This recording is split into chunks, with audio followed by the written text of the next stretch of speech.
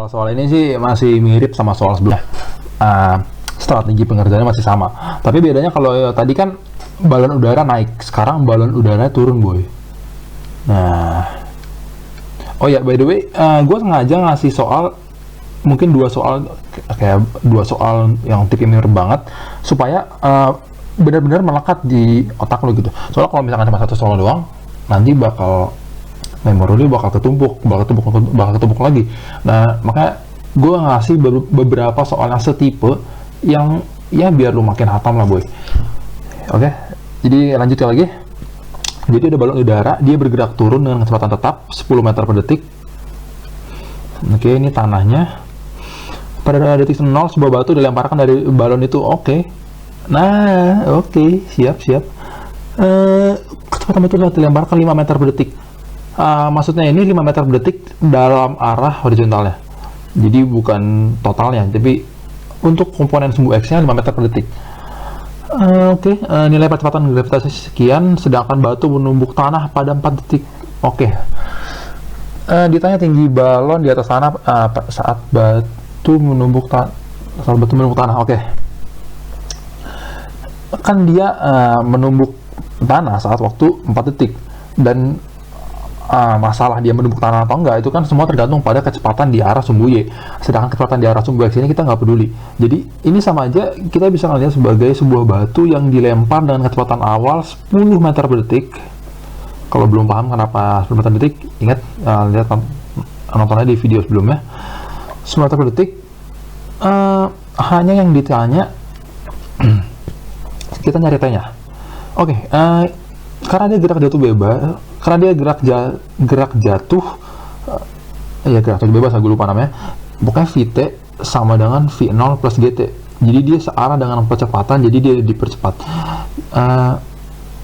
Sama dengan kecepatan awalnya 10 meter per detik ditambah G-nya 10, dan dia menumbuk tanah saat 4 detik. Berarti kita tahu Vt-nya sama dengan 50 meter per detik. Dan kita bisa nyari S sama dengan V0T plus setengah GT kuadrat. V0T nya 10 kali 4 tambah setengah kali 10, 5 kali 4 kuadrat kan 16, berarti 80. Ini 120 meter. Oke, jadi apakah sudah selesai? Jawabannya belum. 120 meter ini merupakan posisi balon udara ini bersama bolanya ketika detik sama 0. Nah, saat detik sama 4 kan balon udaranya terlalu bergerak secara GLB sejauh X sama dengan V dikali T. Kita lihat kecepatan dia konstan 10 meter per detik, berarti 10 dikali 4 sama dengan 40 meter. Berarti kesimpulannya si balon udara ini telah bergerak ke bawah sejauh 40 meter. Berarti ketinggian dia sekarang berapa? Tinggal dikurangin 120 kurang 40, 80 meter, boy. Oke, jadi jangan terjebak, langsung milih yang E. Oke, karena gue sendiri awalnya terjebak, boy. Oke, lanjut lagi nomor 6. Ini nomor 5. Sekarang nomor 6 gimana caranya? Dia nanya sudut arah kecepatan batu terhadap horizontal saat menumbuk tanah. Jadi gini, saat dia jatuh kan dia jatuhnya nggak bakal damai sentosa jatuh ke bawah gini, tapi dia bakal jatuh sambil miring. Nah, kenapa dia bisa miring? Karena dia memiliki kecepatan di sumbu Y karena gravitasi dan juga GLB yang tetap sebesar 5 meter per detik searah sumbu X. Oleh karena itu, dia nanya sudut terhadap arah horizontal, berarti ini. Nah, seperti itu. Kita harus mencari kecepatan komponen-komponen kecepatannya di sumbu X dan sumbu Y sesaat sebelum menumbuk tanah supaya bisa mendapatkan sudut.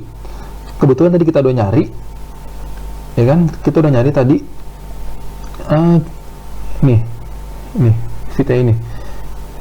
Vt ini 50 meter per detik. Maksudnya adalah kecepatan di arah sumbu Y sesaat sebelum menumbuk tanah adalah 50 meter per detik. Sedangkan di sini hambatan udara diabaikan sehingga ya dari awal sampai akhir pun kecepatan di arah sumbu X-nya masih sama, yaitu 5 meter per detik. Nah, sekarang cara nyari sudut theta gimana? Kalau menggunakan trigonometri, kan tangan itu kan depan per samping. Berarti dalam hal ini VY dibagi VX sama dengan 50 dibagi 5 sama dengan 10. Jadi kesimpulannya tan tetanya sama dengan 10. Oke, sekian video pembahasan ini. Mohon maaf jika banyak kesalahan. Semoga kita bisa bertemu di video selanjutnya dan tetap semangat, jangan pernah menyerah.